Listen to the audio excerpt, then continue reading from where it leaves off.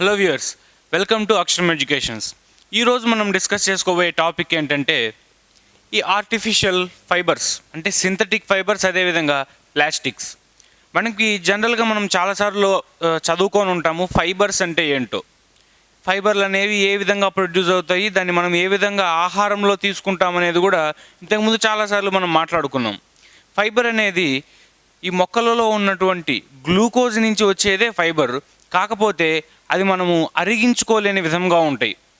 ఈ ఫైబర్ అనేది జనరల్గా ఏ విధంగా ఉంటుందంటే, ఫైబర్లు అనేవి మనకి మొక్కలలో లభిస్తాయి. మొక్కలలో స్టార్చ్, అదేవిధంగా సెల్యులోజ్ అని రెండు రకమైన గ్లూకోజ్ పదార్థాలు ఉంటాయని మనం చెప్పుకున్నాం. ఈ స్టార్చ్లో నార్మల్ గ్లూకోజే ఉంటుంది, అది మనము ఈజీగా అరిగించుకునే విధంగానే ఉంటుంది. కానీ సెల్యులోజ్ విషయానికి వస్తే అది కూడా గ్లూకోజే, C6H12O6 ఉంటుంది. కానీ దాని స్వభావం ఏ విధంగా ఉంటుందంటే, మనం ఏదైతే తింటామో దాన్ని మనం అరిగించుకోలేము. ఫర్ సపోజ్ మొక్కకి ఉన్నటువంటి పీచు పదార్థాలు, దానికి ఉన్నటువంటి చెక్క ఏదైతే ఉంటుందో కలప, ఇదంతా కూడా ఈ సెల్యులోజ్ నుంచి ఏర్పడుతుంది. ఇదంతా కూడా ఆ మొక్క యొక్క ఫైబర్ అన్నమాట, ఆ మొక్కలో ఉండేటువంటి ఫైబర్. దీంతోపాటు గ్లైకోజన్ అని ఇంకోటి ఉంటుంది, గ్లైకోజన్. ఈ గ్లైకోజన్ కూడా ఈ ఫైబర్ కిందికే వస్తుంది. కాకపోతే ఇది మొక్కలలో ఉండదు, జంతువులలో ఉంటుంది. ఈ స్టార్చ్ అండ్ సెల్యులోజ్ మాత్రమే మనకి ప్లాంట్స్లో లభిస్తాయి, మొక్కలలో మాత్రమే లభిస్తాయి. గ్లైకోజన్ వచ్చేసరికి యానిమల్స్లో లభిస్తుంది. ఇది మనం ఆహారంలోని అంశాలలో కూడా చాలాసార్లు డిస్కస్ చేసాము. ఎప్పుడైతే మనం అధికంగా షుగర్ని కన్జ్యూమ్ చేస్తామో అదంతా కూడా మన చర్మం కింద ఉండేటువంటి అడిపోజ్ టిష్యూస్లో వెళ్ళి చేరుకుంటుంది. ఏ రూపంలో అంటే గ్లైకోజన్ రూపంలో చేరుతుంది అని మనం చెప్పుకున్నాం. ఇవంతా ఏంటి అంటే ఫైబర్స్ అంటే దారాలు, పీచు పదార్థాలు అని మనం చెప్పుకుంటాం. కాబట్టి ఇవి మనకి సహజంగా ఉండేటువంటి నేచురల్ ఫైబర్స్, సహజంగా ప్రకృతిలో లభించేటువంటి ఫైబర్స్. రెండు రకాలేమో మనకి మొక్కల నుంచి, అదేవిధంగా ఒకటేమో జంతువుల నుంచి కూడా మనకి ఆ ఫైబర్లు అనేవి లభించడం జరుగుతుంది. ఇవంతా కూడా దేని నుంచి వస్తుందని చెప్పుకున్నాం మనము, గ్లూకోజ్ నుంచి వస్తుంది. గ్లూకోజ్ అంటే C6H12O6 నుంచి రావడం జరుగుతుంది. అయితే ఈ సింథటిక్ ఫైబర్స్ మనం ఎందుకు కనుక్కోవాల్సి వచ్చింది? మనకు ఆల్రెడీ న్యాచురల్ ఫైబర్స్ అనేవి ఉన్నాయి కదా. న్యాచురల్ ఫైబర్స్ ఉన్నప్పుడు మనం ఈ సింథటిక్ ఫైబర్స్ని ఎందుకు కనుక్కోవాల్సి వచ్చింది అంటే, జనరల్గా ఈ ఫైబర్స్ అనేవి ఏ విధంగా చెప్పుకుంటామంటే మనము పాలిమర్స్ అంటాము. ఈ పాలిమర్ అనే పదాన్ని ఎవరు చెప్పారంటే జాకబ్ బెర్జీలియస్ అనే ఒక గ్రీకు శాస్త్రవేత్త. గ్రీస్ దేశానికి చెందినటువంటి జాకబ్ బెర్జీలియస్ అనేటువంటి శాస్త్రవేత్త. దాని పేరు చాలా ఇంపార్టెంట్, గుర్తుపెట్టుకోవాలి. జాకబ్ బెర్జీలియస్ అనే శాస్త్రవేత్త ఏం చెప్పాడంటే, పాలిమర్ అనే ఒక పదానికి డెఫినేషన్ ఇవ్వడం జరిగింది. పాలిమర్ అంటే ఆయన ఏం చెప్పాడంటే, పాలి అన్న పదానికి గ్రీకు భాషలో మెనీ, చాలా అనేటువంటి అర్థం వస్తుంది. అదేవిధంగా మర్ అనే పదానికి ఏమర్థం వస్తుందంటే యూనిట్స్ అనే అర్థం వస్తుంది. అంటే మెనీ యూనిట్స్, చాలా యూనిట్స్ని ఎప్పుడైతే ఒకదాంతో ఒకటి మనం కలుపుతామో అది ఏమిస్తుందంటే పాలిమర్ అనేదాన్ని ఇస్తుంది. కాబట్టి ఒక మోనోమర్ని ఇంకొక మోనోమర్తో, దాని తర్వాత మరొక మోనోమర్, ఈ విధంగా కలుపుకుంటూ పోతే వచ్చేదాన్ని పాలిమర్ అంటాము. కాబట్టి polymer is the combination of monomers అంటాము. మోనోమర్లను కలుపుగా వచ్చినటువంటి కాంబినేషను అని చెప్పుకుంటాము. దీనికి సంబంధించిన డెఫినేషన్ ఇచ్చిన ఆయన జాకబ్ బెర్జీలియస్ అనే శాస్త్రవేత్త. ఆయన గ్రీకు దేశానికి చెందినటువంటి శాస్త్రవేత్త. అంటే ఈ మోనోమర్లని ఏ విధంగా మనకి కలిసి ఉంటాయి అనేది సింపుల్ ఎగ్జాంపుల్గా మనం చెప్పుకోవాలంటే, పూసల దండలో మనము ఏ విధంగా అయితే దారానికి ఒక్కొక్క పూసని చేర్చి ఒక పెద్ద దండను తయారు చేస్తాము, అదేవిధంగా పేపర్ క్లిప్లని ఒక క్లిప్ ఇంకొక క్లిప్ కలుపుకుంటూ పోతే ఒక పెద్ద చైన్ అనేది ఫామ్ అవుతుంది మనకి. ఈ విధంగా ఒకదాంతో ఒకటి కలుపుకుంటూ మనం జనరల్గా చూసే విధంగానే ఈ మోనోమర్స్ అన్నీ కూడా రసాయన బంధాలతో, రసాయన చర్యలు జరుపుకొని ఒకదాంతో ఒకటి అవి మోనోమర్లన్నీ కలిసి ఒక పాలిమర్ని ఫామ్ చేయటము మనం గమనించవచ్చు. అంటే ఇప్పుడు మనం చెప్పుకున్న ఈ గ్లూకోజ్ అనేది ఏదైతే ఉందో అది ఒక మాలిక్యూల్, అది సహజ సిద్ధంగా లభించేటువంటి మాలిక్యూల్. ఆ మాలిక్యూల్ మరొక గ్లూకోజ్ మాలిక్యూల్తో, అది మరొక గ్లూకోజ్ మాలిక్యూల్తో ఇలా ఒక చైన్ రియాక్షన్లో ఒకదాంతో ఒకటి కలుపుకుంటూ బాండ్ ఫామ్ చేసుకుంటూ వెళ్ళిందంటే, సపోజ్ మనం ఇప్పుడు చెప్పుకున్నట్టు ఆ పేపర్ క్లిప్లు అనేవి ఈ విధంగా ఉంటాయి. ఈ విధంగా ఒకదాంతో ఒకటి ఫామ్ చేసుకుంటూ వెళ్తే మనకు ఒక పెద్ద చైన్ అనేది వస్తుంది. ఈ విధంగా ఈ పాలిమర్స్లో కూడా ఒక మాలిక్యూల్ ఇంకొక మాలిక్యూల్తో కలిపి ఒక పెద్ద చైన్ అనేది ఫామ్ అవుతుంది. దాన్నే మనము ఈ పాలిమర్ అంటున్నాం. ఈ ఫైబర్స్ అన్నీ కూడా న్యాచురల్ ఫైబర్స్ అయినా సింథటిక్ ఫైబర్స్ అయినా అవి ఏ ఏ కాంపోజిషన్తో ఉంటాయంటే ఈ పాలిమర్స్ రూపంలోనే ఉంటాయి. ఇప్పుడు మనం చెప్పుకున్నటువంటి సెల్యులోజ్ కానీ గ్లైకోజన్ కానీ అది పాలిమర్ రూపంలోనే ఉంటుంది, గ్లూకోజ్ మాలిక్యూల్స్ అన్ని కలపటం వల్ల. అయితే ఇందాక మనం చెప్పుకున్నట్లు ఎందుకు అసలు మనం ఈ సింథటిక్ ఫైబర్స్ని కనుక్కోవాలి? మనకి న్యాచురల్గా ఉన్నాయి కదా అంటే, మన ప్రపంచ జనాభా దాదాపు 700 కోట్లు ఈరోజు దాటిపోతూ ఉంది. అంత జనాభాకి కావాల్సిన అవసరాలను తీర్చడానికి మనకి సహజ సిద్ధంగా లభించేటువంటి ఫైబర్స్ సరిపోవు. ఫర్ సపోజ్ మనం ఏదైనా ఒక పర్వతాన్ని అధిరోహించాలన్నప్పుడు మనకి బలమైన తాళ్ళు కావాలి. తాడు అంటే నథింగ్ బట్ ఒక ఫైబర్. మరి అది ఎక్కడి నుంచి తీసుకొని వస్తాము? మన దగ్గర ఉన్నటువంటి న్యాచురల్ ఫైబర్స్ ఏవైతే ఉన్నాయో కాటన్ అంటే పత్తి అంటాం మనం తెలుగులో, పత్తి. అదేవిధంగా సిల్క్ అంటే పట్టు అంటాము. అదేవిధంగా మూడవది ఉన్ని. ఈ 3 పదార్థాలు మనకి సహజంగా లభించేటువంటి ఫైబర్స్. మనకి ఈ పత్తితో తయారు చేసిన దారం ఏదైతే ఉందో, పత్తిని వడికిన తర్వాత దాన్ని తీసుకొని పర్వతారోహకులు పర్వతాన్ని ఎక్కడం అనేది సాధ్యపడదు, ఎందుకంటే చాలా స్మూత్గా ఉంటుంది. దాంతో మనం బట్టలు తయారు చేసుకోవచ్చు, దీపారాధనకు ఒత్తులు తయారు చేసుకోవచ్చు. ఇలాంటి పదార్థాలు మనం తయారు చేసుకోవచ్చు. అంతటి బలమైన తాళ్లను మనం తయారు చేయలేం. అదేవిధంగా సిల్క్ కానీ అదేవిధంగా ఊల్ కానీ వీటితో కూడా మనము తయారు చేసుకోవడం చాలా కష్టం. కాబట్టి మన అవసరాలను దృష్టిలో ఉంచుకొని రకరకాల రకరకాల ధర్మాలు ఉన్న పదార్థాలే మనం తయారు చేసుకోవాల్సిన అవసరం పడింది. దీంతో పాటు ఇంకొకటి ఏం గుర్తుపెట్టుకోవాలంటే 1920 ఆ టైంలో 1920లు అదేవిధంగా 1930లు ఈ టైంలో ఏం జరిగిందంటే పెట్రోలియం అనేది బాగా విస్తృతంగా వాడకంలోకి వచ్చింది ప్రపంచవ్యాప్తంగా. మనం ఆల్రెడీ కోల్ అండ్ పెట్రోలియం అనే చాప్టర్లో చెప్పుకున్నాం. పెట్రోలియం అనేది ఆయిల్ రిఫైనింగ్ చేసిన తర్వాత దాంట్లో ఎటువంటి పెట్రోలియం ప్రోడక్ట్స్ అనేవి వస్తాయో అని చెప్పుకున్నాం. ఈ టైంలో ఆ పెట్రోలియం ప్రోడక్ట్స్ అనేవి ఏవైతే ఉన్నాయో అంటే వాటిని ఏమంటామంటే పెట్రోకెమికల్స్ అంటాము. వీటి వాడకం చాలా ఎక్కువగా అయిపోయింది. ఆ పెట్రోలియంని ఏదైతే మనకి భూమి అడుగు భాగాన ముడిచమురు దొరుకుతుందో దాన్ని శుద్ధి చేసిన తర్వాత ఈ petrochemicals, so these are nothing but the waste materials. మనం డిస్కస్ చేసుకున్నట్టు నాఫ్తలిన్ కానీ ఆస్ఫాల్ట్ కానీ అదేవిధంగా బిట్యుమెన్ కానీ ఇలాంటి పదార్థాలన్నీ వేస్ట్గా వస్తున్నాయి. కాబట్టి అవన్నీ కూడా దానికి ఒక మార్కెట్ జనరేట్ చేసి దాన్ని అమ్ముకోగలిగితే కోట్లలో లాభం. ఈరోజు మామూలు రోడ్లు దాన్ని ఇంతకుముందు మనకున్నట్లు రాళ్లతో అదేవిధంగా సున్నంతో రోడ్లు వేసుకునేవాళ్ళు ఇంతకుముందు. అలానే వేసుకుంటే ఈరోజు కూడా మనకి రోడ్లు గట్టిగా దృఢంగా ఉండేవి. కానీ వీళ్ళు బిట్యుమెన్ అనే పదార్థం వీళ్ళకి వేస్ట్గా మిగిలిపోతుంది. దాన్ని అమ్ముకోగలిగితే దానికి ఒక మార్కెట్ అనేది క్రియేట్ చేయగలిగితే వాళ్ళకి లాభం ఉంటుంది. కాబట్టి ఇంతకుముందున పాత రోడ్లన్నీ పోయాయి, ఇప్పుడు బిట్యుమెన్తో కోల్తార్తో రోడ్లు వేయటం జరుగుతుంది. మరి ఇవన్నీ ఎక్కడి నుంచి వస్తున్నాయంటే పెట్రోకెమికల్స్. వాళ్ళకి వేస్టేజ్లు ఉన్నాయి, దాని మీద వాళ్ళు బిజినెస్ చేయాలని అనుకున్నారు, ఒక మార్కెట్ని క్రియేట్ చేశారు. ఆ మార్కెట్లో మనం సమిదల్లాగా ఇంకా వాటిని కొనుక్కుంటూ జీవితాంతం వాళ్ళని పోషించడం జరుగుతుంది.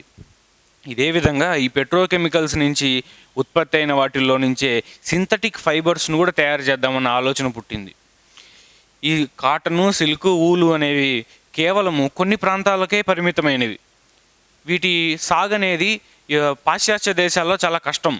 ఫర్ ఎగ్జాంపుల్ తీసుకుంటే మనకి ఈ సిల్క్ పట్టు ఏదైతే ఉందో చైనా దేశంలో దాదాపు 2700 BCE అంటే క్రీస్తు పూర్వము 2700 సంవత్సరాల నుంచే వాళ్ళు సిల్క్ను వాడుతున్నారు. ఇది ఎక్కడ మొదలైందంటే దాదాపు లియాంగ్చూ డైనాసిటీ అని చైనాలో ఉండేది. అప్పటి నుంచి కూడా వాళ్ళు దీన్ని వాడటం మొదలుపెట్టారు. కానీ ప్రపంచానికి సిల్క్ అనేది ఎప్పటికీ తెలియలేదు. దాదాపు వాళ్ళు ఒక 3000 సంవత్సరాల వరకు ఆ పద్ధతి ఏదైతే ఉందో పట్టు పురుగుల నుంచి వచ్చే ఈ పట్టు అనే పదార్థము, సిల్క్ అనే పదార్థము ఏ విధంగా ప్రొడ్యూస్ చేయాలి, సెరీకల్చర్ అంటాం మనం దాన్ని. సెరీకల్చర్ అంటే పట్టు పురుగుల సాగు, అది ఏ విధంగా చేయాలనేది వాళ్ళొక సీక్రెట్గానే ఉంచారు, బయట దేశాలకి ఏ విధంగా తెలియనీయలేదు.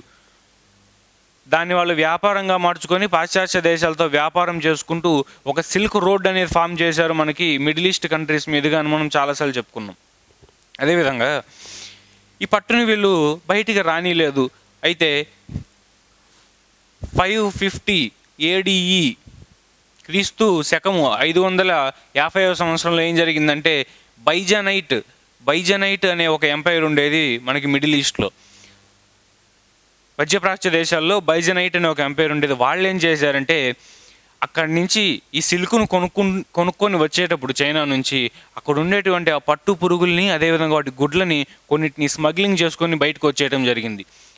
అలా ఎప్పుడైతే బయటకు వచ్చారో ఆ తర్వాత ఆ పట్టు పురుగుల నుంచి మనకి పట్టు సిల్క్ అనేది వస్తుంది. ఈ విధంగా దీన్ని సాగు చేస్తే మనకి దీన్ని మనం జనరేట్ చేసుకోవచ్చు అనే ఒక ఐడియా ప్రపంచానికి వచ్చింది. అప్పటి వరకు కూడా చైనా వాళ్ళు దాన్ని బయట పెట్టలేదు. ఈ విధంగా మనకి ఉన్నాయి. కాబట్టి మనకి అవసరాలు తీర్చాలి అంటే ఒక్క ప్రాంతంలో మాత్రమే ఒక్కొక్కటి బాగా పండుతుంది. ఫర్ ఎగ్జాంపుల్ తీసుకుంటే పత్తి అనేది ఇండియాలో మాత్రమే విస్తృతంగా పండుతుంది. సిల్క్ అనేది ఇప్పుడు మనం చెప్పుకున్నట్టు చైనాలో మాత్రమే విస్తృతంగా అది లభిస్తుంది. మరి ఈ విధంగా అయితే కష్టం కదా. మరి ప్రపంచంలో ఉన్న జనాభా అవసరాలను మొత్తం తీర్చాలంటే ఈ పెట్రోకెమికల్స్ వేస్ట్ మెటీరియల్ ఏదైతే ఉందో దాన్ని మనం యూజ్ చేసుకుంటే సరిపోతుంది కదా అని ఒక ఐడియా వచ్చింది. ఆ క్రమంలోనే మనకి ఈ సింథటిక్ ఫైబర్స్ అనేవి స్టార్ట్ అవడం జరిగింది. సింథటిక్ ఫైబర్స్ ఈ క్రమంలో వాళ్ళు కనుక్కున్నవి ఏంటి అంటే మొట్టమొదటిది రేయాన్ అనే ఒక పదార్థం కనుక్కున్నారు. దీన్నే ఆర్టిఫిషియల్ సిల్క్ అని కూడా అంటాము, అంటే కృత్రిమ పట్టు అని కూడా అంటాము రేయాన్ని. మరొక పదార్థము నైలాన్ అనే మరొక పదార్థము. అదేవిధంగా పాలియస్టర్ అనే పదార్థము. అదేవిధంగా నాలుగవది అక్రైలో నైట్రైల్ అనే పదార్థము. ఇలాంటి పదార్థాలన్నీ కూడా ఆ పెట్రోకెమికల్స్ నుంచి తయారు చేయబడింది. ఏ విధంగా తయారు చేయబడింది అంటే సేమ్ పాలిమర్, ఒక మోనోమర్ని ఇంకొక మోనోమర్ని జత చేయడం ద్వారా ఆ పాలిమర్స్ అనేవి రావడం జరిగింది. ఇవి కృత్రిమమైన ఫైబర్స్ కాబట్టి మనకి ఏ విధమైన క్వాలిటీతో కావాలో, ఏ విధమైన ధర్మాలతో కావాలో దానికి తగ్గట్టుగా ఆప్టిమైజ్డ్గా రెడీ చేసుకోవడం జరిగింది. అయితే ఇప్పుడు వీటన్నిటిని కూడా ఏ మోనోమర్స్ని కలపటం వల్ల దాంట్లో ఏ పాలిమర్ ఉందనేది చూద్దాము. అదేవిధంగా వాటి యొక్క ధర్మాలు ఏ విధంగా ఉంటాయి, హీట్తో సపోజ్ హీట్ ఎనర్జీ అని తగిలితే వెంటనే కరిగిపోతుందా లేకపోతే రెసిస్టెన్స్ చూపిస్తుందా, నీటితో తడిసిపోతుందా లేకపోతే తడవదా, ఇలాంటి ధర్మాలన్నీ కూడా చూద్దాము. అదేవిధంగా వాటికి ఏ విధమైన ఉపయోగాలు ఉన్నాయి, మన డైలీ లైఫ్లో ఎలా వాడుకుంటున్నాం అనేది కూడా ఇప్పుడు చూద్దాము. కృత్రిమ దారాలలో మొట్టమొదటిది ఇప్పుడు మనం చెప్పుకుంటున్నటువంటి రేయాన్నే మనము ఆర్టిఫిషియల్ సిల్క్ అంటాము, కృత్రిమ పట్టు అంటాము. ఎందుకంటే పట్టు ఏ విధంగా అయితే మృదువుగా ఉంటుందో, పట్టు ఎలాంటి స్వభావాన్ని ధర్మాలని చూపిస్తాయో రేయాన్ కూడా అదే విధమైన ధర్మాలను చూపించడం వలన దీన్ని కృత్రిమ పట్టు అనటం జరిగింది. ఇది మొట్టమొదట ఎప్పుడు కనుగొనబడిందంటే 1884వ సంవత్సరంలో 1884లో చార్దో నెట్ అనే ఒక శాస్త్రవేత్త ఫ్రాన్స్కి సంబంధించిన శాస్త్రవేత్త దీన్ని మొట్టమొదటిసారి కనుగొనడం జరిగింది. దీన్ని ఈ రేయాన్ అనే పదార్థాన్ని దీన్నే మనము ఆర్టిఫిషియల్ సిల్క్ అంటున్నాము, కృత్రిమ పట్టు.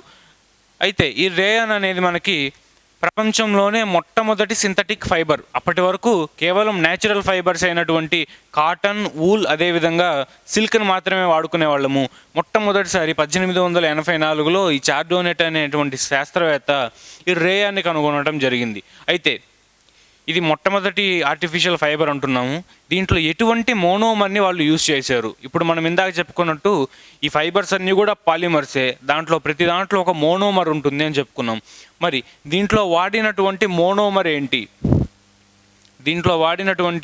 మోనోమర్ ఏంటి అంటే సెల్యులోజ్ అనే పదార్థాన్నే వాడారు. మనకి న్యాచురల్గా ఏదైతే లభిస్తుందో మొక్కలలో సెల్యులోజ్ అనే పదార్థము, ఆ పదార్థాన్ని ఇక్కడ వాడటం జరిగింది. దీని యొక్క ఫార్ములా C6H10O5 అనే ఒక మాలిక్యూల్ని తీసుకొని ఎప్పుడైతే ఆ మాలిక్యూల్ ఒకదాంతో ఒకటి కలుస్తూ పాలిమర్ని ఫామ్ చేసిందో దాన్ని ఈ విధమైన సింబల్తో మనం సూచించాలి. ఈ విధమైన సింబల్ ఇక్కడ స్మాల్ ఎన్ అనేది పెడతాము. స్మాల్ ఎన్ అంటే మనం కావాల్సినన్ని తీసుకుంటాం యూనిట్స్. సపోజ్ 2, 3, 4 ఆ విధంగా ఎన్నైనా మనం తీసుకోవచ్చు. ఇలా తీసుకుంటూ పోతే మనకి జరిగేది ఏంటంటే రేయాన్ అనేది ఫామ్ అవుతుంది. అయితే ఈ సెల్యులోజ్ అనేది మనకి కలప రూపంలో, దానికి వుడ్ చెక్క రూపంలో మనం ఉంటుంది అని చెప్పుకున్నాం. అది బాగా బలమైన మెటీరియల్ కాబట్టి దాన్ని ఏం చేస్తారంటే నీటిలో బాగా నానబెట్టిన తర్వాత ఆ కలపకి సంబంధించిన గుజ్జు అనేది ఏర్పడుతుంది. ఆ గుజ్జుని బాగా ఎండబెట్టి దాన్ని ప్రాసెస్ చేసి ఈ రేయాన్ అనేదాన్ని మనం తయారు చేయడం జరుగుతుంది. కాబట్టి ఇది నానబెట్టిన తర్వాత ఈ సెల్యులోజ్ అనేది కలప గుజ్జులాగా మారిపోతుంది ఈ రేయాన్ అనే పదార్థము. మరి దీని యొక్క ధర్మాలను మనం పరిశీలిస్తే మొట్టమొదటిది రేయాన్కి సంబంధించి ఇది చాలా బలమైన పదార్థము, చాలా హార్డ్గా ఉంటుంది. హార్డ్ మెటీరియల్, చాలా దృఢమైన పదార్థం ఇది. అదేవిధంగా చాలా లైట్ వెయిట్ మెటీరియల్, బరువు కూడా చాలా తేలికగా ఉంటుంది, లైట్ వెయిట్. మనకి మామూలు పట్టు చీరలు అయితే ఏ విధంగా చాలా బరువుగా ఉంటాయో, ఈ కృత్రిమ పట్టు ఏదైతే ఉందో రేయాన్తో తయారు చేసింది ఇవి చాలా లైట్ వెయిట్ ఉంటాయి, బరువు అనేది ఉండదు, చాలా తక్కువ బరువు ఉంటుంది. దాంతోపాటు వీటికి రంగులు అద్దడం చాలా ఈజీ, అంటే ఈజీ డైయింగ్ అనమాట. ఈజీ డైయింగ్ ప్రాసెస్ అనేది ఉంటుంది. మనకి సిల్క్ పట్టుకి మామూలు పట్టుకై రంగులు అద్దాలంటే కొంచెం కఠినతనంగా ఉంటుంది, కానీ ఈ రేయన్ అనేవి రంగులు అద్దాలంటే చాలా ఈజీగా ఉంటుంది. రకరకాల రంగుల్ని వీటికి అద్ది మనకు అందించడం జరుగుతుంది. వీటితో పాటు ఎప్పుడైతే ఇవి నీటితో రియాక్ట్ అవుతుందో రేయన్ అనేది, సపోజ్ దాని మీద నీళ్లు పడింది అంటే కాగితం ఏ విధంగా అయితే నానిపోతుందో, కాగితం ఏ విధంగా అయితే తడిసిపోతుందో ఆ విధంగా ఇది తడిసిపోవడం జరుగుతుంది. కాబట్టి నీటితో వెంటనే రియాక్ట్ అయిపోతుంది. పత్తి ఏ విధంగా అయితే నీటితో వెంటనే రియాక్ట్ అవుతుందో ఈ రేయన్ అనేది కూడా ఆ విధంగా నీటితో రియాక్ట్ అయ్యి తడిసిపోవడం జరుగుతుంది. అది ఆరటానికి కూడా చాలా ఎక్కువ సమయం పడుతుంది. ఇది దీంట్లో ఉన్నటువంటి మెయిన్ డిసడ్వాంటేజ్. రేయన్ ఎప్పుడైతే నీటితో రియాక్ట్ అయిందో బాగా తడిగా అయిపోతుంది, వెట్టుగా అయిపోతుంది, తడిగా అయిపోతుంది. అది ఆరటానికి చాలా టైం పడుతుంది, టేక్స్ టైం. దేనికి అంటే ఆరటానికి. ఈ విధమైన స్వభావాలను మనం చెప్పుకుంటాం. వీటితో పాటు సిల్క్ ఏ విధంగా అయితే షైనీగా ఉంటుందో, లస్ట్రస్గా ఉంటుందో, ద్యుతి స్వభావాన్ని కలిగి ఉంటుందో, ఈ సిల్క్ కూడా అదేవిధంగా షైనీ స్వభావాన్ని కలిగి ఉంటుంది, మెరుపుదనాన్ని కలిగి ఉంటుంది. ఇది కూడా షైనీ, అదేవిధంగా లస్ట్రస్ స్వభావాన్ని ఇది కలిగి ఉండటం మనం గమనించవచ్చు. అదేవిధంగా నీటితో ఏ విధంగా అయితే తడిగా ముద్దగా అయిపోయిందో, ఎప్పుడైతే యాసిడ్స్తో కానీ బేసెస్తో కానీ రియాక్ట్ అయినప్పుడు కూడా ఇది ముద్దగా అయిపోవటమే కాదు, దాంట్లో ఉన్న దారాల బంధాలన్నీ కూడా తెగిపోయి గుడ్డ చినిగిపోవటము, కరిగిపోవటం అనేది జరుగుతుంది. కాబట్టి it is not resistant to the acids and bases. When it reacts with the acids and bases it loses it's bonds. వాటి మధ్య ఉండేటువంటి బంధాలు, అంటే ఒక మోనోమర్కి ఇంకో మోనోమర్కి ఉన్న బంధాలు తెగిపోవటం వల్ల ఆ గుడ్డ అనేది ఏదైతే ఉందో వీక్ అయిపోవటం మనం గమనించవచ్చు. కాబట్టి నాట్ రెసిస్టెంట్ టు యాసిడ్స్, అదేవిధంగా ఆల్కలీస్ అంటే ఏందో మనం చెప్పుకున్నాము. ఎప్పుడైతే బేస్ అనేది నీటిలో కరిగిస్తామో దాన్ని మనం ఆల్కలీ సొల్యూషన్ అంటామని చెప్పుకున్నాం. ఈ విధంగా వీటి యొక్క ధర్మాలు ఉండటం మనం గమనించవచ్చు. అదేవిధంగా సింథటిక్ ఫైబర్స్ ఏవి తీసుకున్నా, రేయాన్ కానీ, నైలాన్ కానీ, పాలిస్టర్ కానీ, అక్రైలోనైట్రైల్ కానీ, ఇవన్నీ కూడా చాలా చీప్గా మనకి దొరుకుతాయి.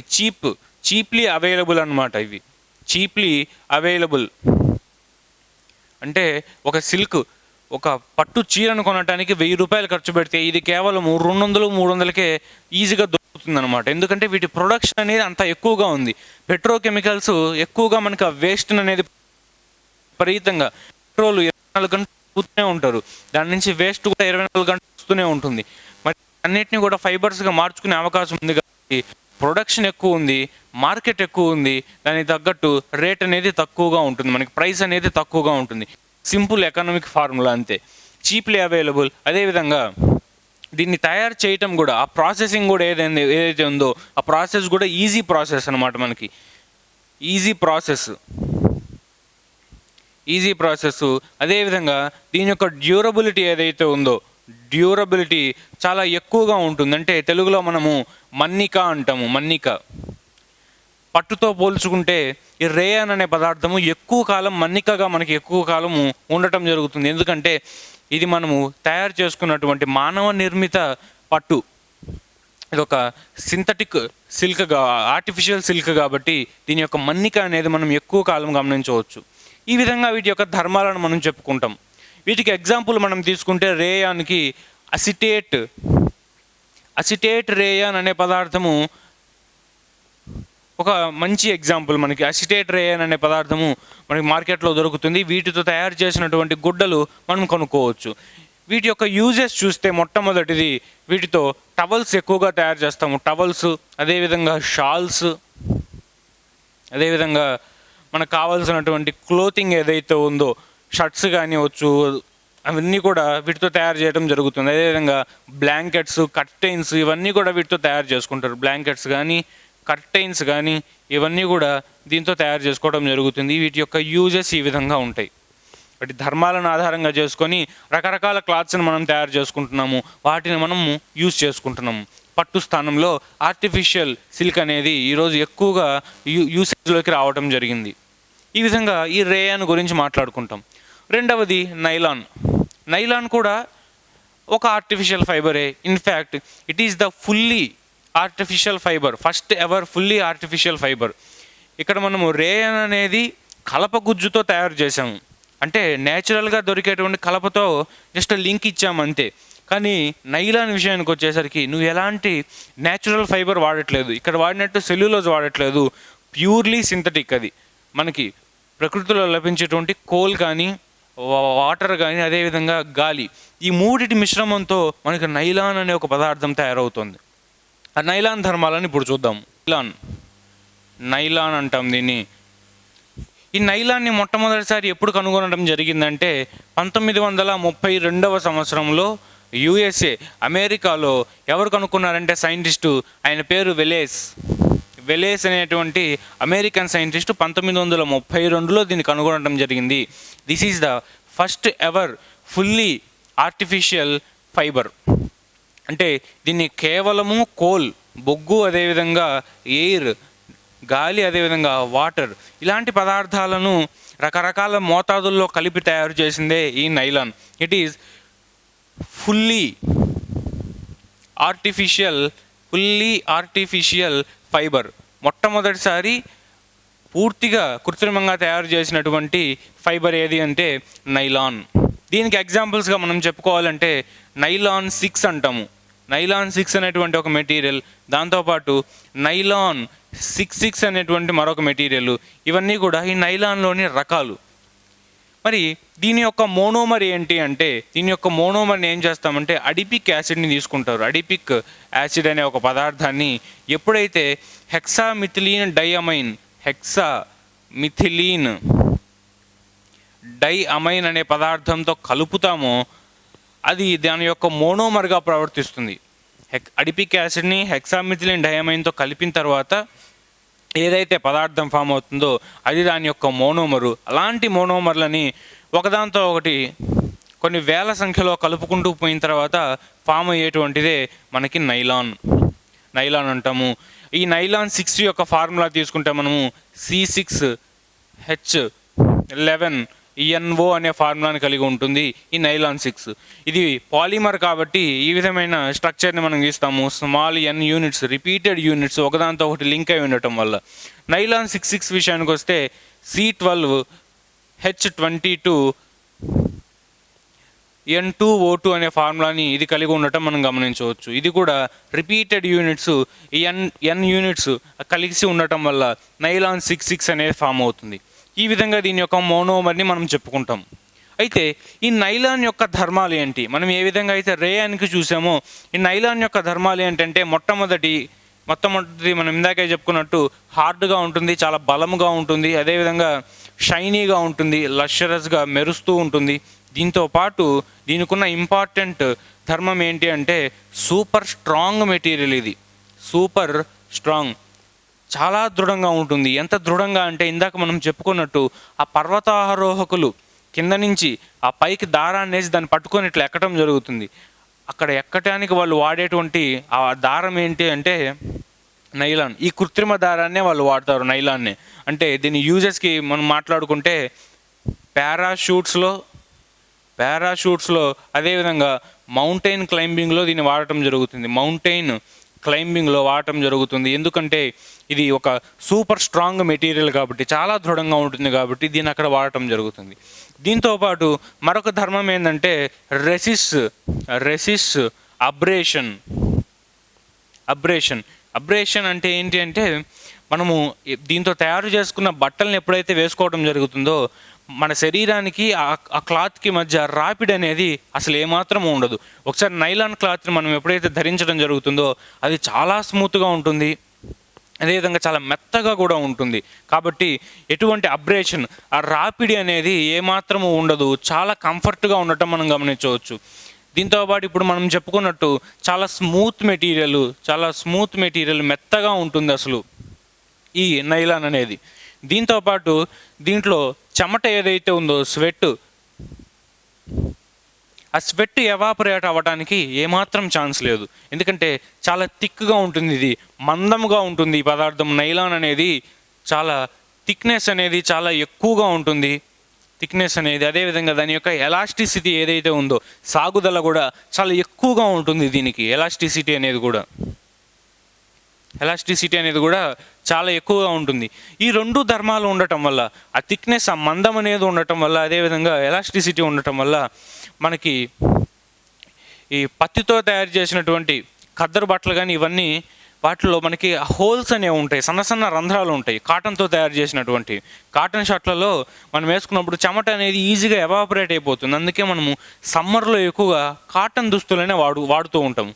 కానీ ఎప్పుడైతే ఈ నైలాన్ దుస్తులను మనం వాడామో మన శరీరంలో వచ్చిన ఉత్పత్తి అయిన చెమట, స్వెట్ మొత్తము కూడా లోపలే ఉండిపోతున్నది, బయటికి వెళ్ళే ఛాన్స్ ఉండదు. ఎందుకంటే due to the high thickness వల్ల అది లోపలే ఉండిపోవటం వల్ల శరీరంలో ర్యాషెస్ రావటము, అదేవిధంగా హై హీట్ జనరేట్ అవ్వటము అక్కడ, ఇవన్నీ జరుగుతూ ఉంటాయి. అందుకే మనకి ఆ రాపిడ్ అనేది కూడా చాలా ఎక్కువ అయిపోతూ ఉంటుంది. ఈ విధమైన క్యారెక్టరిస్టిక్స్ ఈ నైలాన్ కలిగి ఉంటుంది. మనం వీటి యూజెస్ గురించి మాట్లాడుకుంటే పారాషూట్స్, అదేవిధంగా మౌంటైన్ క్లైంబింగ్, పర్వతారోహకులు వీటిని వాడతారు అన్నాం. ఇవి కాకుండా వీటిని ఎక్కడ వాడతామంటే జనరల్గా సీట్ బెల్ట్స్లో కూడా వీటిని వాడతాం. మనం కార్లలో సీట్ బెల్ట్లు పెట్టుకుంటుంటాము. దాంట్లో వాడేటువంటి పదార్థం ఏంటి అంటే ఏ కృత్రిమ దారం అంటే నైలాన్నే వాడతాము సీట్ బెల్ట్లలో. దాంతోపాటు ఫిషింగ్ నెట్స్, చేపలు పట్టడానికి ఏవైతే వలలు వాడతారో ఆ వలల్లో ఉండేటువంటి పదార్థం ఏంటి అంటే నైలాన్. ఎందుకంటే అది చాలా దృఢంగా ఉంటుంది. ఎప్పుడైతే నీటిలో దాన్ని వేస్తామో చేపలను పట్టుకోవడానికి, దాంట్లో అవి ఇరుక్కున్న తర్వాత తప్పించుకోవడానికి ట్రై చేసినప్పుడు, కొరకడానికి ట్రై చేసినప్పుడు మనకి అది తునగకుండా చాలా దృఢంగా ఉండాలి. అలాంటి మెటీరియలే మనకి నైలాన్. అదేవిధంగా బరువు కూడా తక్కువ ఉంటుంది. బరువు తక్కువ ఉండటం వల్ల, లైట్ వెయిట్ ఉండటం వల్ల దాన్ని లాగటం కూడా చాలా ఈజీ అయిపోతుంది. తిరిగి లైట్ వెయిట్ ఉంటుంది. ఈ ఫిషింగ్ నెట్స్తో పాటు మనకి ఇంకొక ఎగ్జాంపుల్ ఏంటి అంటే టూత్ బ్రష్లో వాడేటువంటి బ్రిజిల్స్. అంటే ఆ బ్రష్ మీద ఏవైతే ఉంటాయో సన్నగా ఆ ఫైబర్స్ ఏవైతే ఉంటాయో మనం పేస్ట్ వేసుకుంటాం దాని మీద, ఆ ఫైబర్స్ దేంతో తయారు చేస్తారంటే ఈ నైలాన్తో. ఎందుకు అంటే లైట్ వెయిట్ ఉంటుంది, స్మూత్ ఉంటుంది, ఇలాంటి స్వభావాలు, థిక్నెస్ ఉంటుంది, ఎలాస్టిసిటీ ఉంటుంది, ఎటు కావాలంటే అటు వంచుకోవచ్చు మనం ఈజీగా. ఇలాంటి స్వభావాలన్నీ ఉండటం వల్ల ఆ టూత్ బ్రష్లో కూడా దీన్ని మనం యూజ్ చేయడం జరుగుతుంది.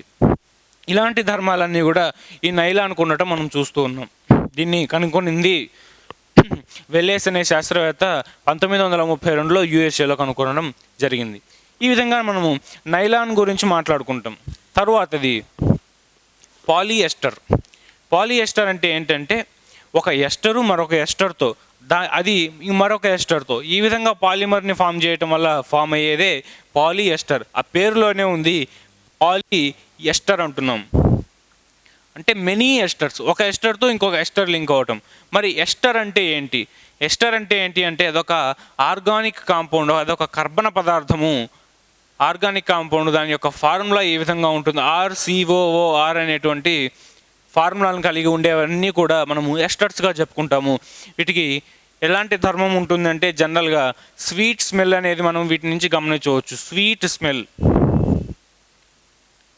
స్మెల్ ఎప్పుడైతే ఈ ఎస్టర్ అనే దాన్ని మనం కొంచెం దూరంలో ఉన్నప్పుడే దాని నుంచి ఒక తీయటి సువాసనను మనం రావటం గమనించవచ్చు. ఇది దీని యొక్క స్వభావం. ఎప్పుడైతే ఇలాంటి ఎస్టర్స్ ఆ ఆర్సిఓఆర్ ఉన్నటువంటి మాలిక్యూల్స్ అన్నీ ఒకదాంతో ఒకటి కలిపినప్పుడు ఫామ్ అయ్యేటువంటి ఆ పాలిమర్నే మనం ఏమంటామంటే పాలిఎస్టర్ అంటున్నాము, పాలిఎస్టర్. అయితే ఇప్పుడు ఈ పాలిఎస్టర్ అనేది ఎలాంటి ఎగ్జాంపుల్స్ ఉంటాయి, దాని యొక్క ధర్మాలను కూడా ఇప్పుడు చూద్దాము. పాలిఎస్టర్స్ విషయానికి వస్తే ఇప్పుడు మనం మాట్లాడుకున్నట్టే వీటి యొక్క జనరల్ ఫార్ములా ఏదైతే ఉందో ఒకదాంతో ఒకటి ఈ పాలిఎస్టర్స్, ఈ ఆర్సిఓఆర్ ఏమంటామంటే ఎస్టర్ యొక్క జనరల్ ఫార్ములా మనం చెప్పుకున్నాము. అయితే దీన్ని మొట్టమొదట ఎప్పుడు కనుగొన్నారంటే 1941వ సంవత్సరంలో 1941వ సంవత్సరంలో అమెరికాకు చెందినటువంటి యుఎస్ఏకు చెందినటువంటి డిక్సన్ అదేవిధంగా విన్ఫీల్డ్ అనేటువంటి ఇద్దరు సైంటిస్టులు దీన్ని కనుగొనడం జరిగింది, ఈ పాలిఎస్టర్స్ అనేటువంటి వాటిని. వీటి యొక్క ధర్మాల విషయానికి వస్తే ఇవి ఏ విధంగా ప్రవర్తిస్తాయి, వీటి యొక్క ధర్మాలు మాట్లాడుకుంటే యాజ్ యూజువల్గా మిగతా సింథటిక్ ఫైబర్స్కి ఎలాంటి ధర్మాలు ఉన్నాయో లైట్ వెయిట్, చాలా తక్కువ బరువు ఉండటము, అదేవిధంగా స్ట్రాంగ్గా ఉండటము, వాటర్తో రియాక్ట్ అవ్వకపోవటము, ఇలాంటి ధర్మాలే ఇది కూడా చూపిస్తుంది. ఇది వాటర్తో ఎటువంటి రియాక్షన్ అనేది ఉండదు. దాంతోపాటు యాసిడ్స్ బేసెస్ ఏవైనా దీని మీద పడినప్పుడు, యాసిడ్స్ కానీ బేసెస్ కానీ దీని మీద ఏదైనా పడ్డప్పుడు ఈ రేయాన్ లాగా ఎలాంటి రియాక్షను చూపించదు. ఇక్కడ రేయాన్ అనేది దాంతో వెంటనే రియాక్ట్ అయిపోయి పాడైపోతుందని చెప్పుకున్నాము.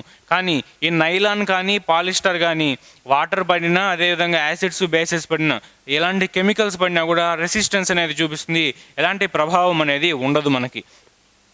దీంతోపాటు ఇప్పుడు మనం చెప్పుకున్నట్టు లైట్ వెయిట్, బరువు అనేది చాలా తక్కువగా ఉంటుంది. అదేవిధంగా స్ట్రాంగ్ మెటీరియల్స్, ఇవన్నీ కూడా చాలా గట్టి పదార్థాలు. అదేవిధంగా దీని యొక్క మన్నిక, దీని యొక్క డ్యూరబిలిటీ అనేది ఏదైతే ఉందో డ్యూరబిలిటీ మన్నిక చాలా ఎక్కువ కాలం రావటం మనం గమనించవచ్చు, చాలా ఎక్కువ కాలము దీని మన్నిక రావటం గమనించవచ్చు. అదేవిధంగా ఇది చాలా థిక్ మెటీరియల్. ఏ విధంగా నైలాన్ ఏ విధంగా అయితే మందముగా ఉంటుంది అని చెప్పుకున్నాము, ఎలాస్టిసిటీ సాగుతుంది అని చెప్పుకున్నాము, అదేవిధంగా ఈ పాలిఎస్టర్ విషయానికి వచ్చేసరికి మందముగా ఉంటుంది కానీ ఎలాస్టిసిటీ అనేది దీనికి ఉండదు.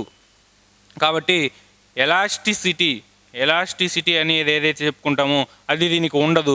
కాకపోతే మనం చెప్పుకున్నట్టు మందము, థిక్నెస్ ఏదైతే ఉందో ఆ థిక్నెస్ అనేది దీనికి చాలా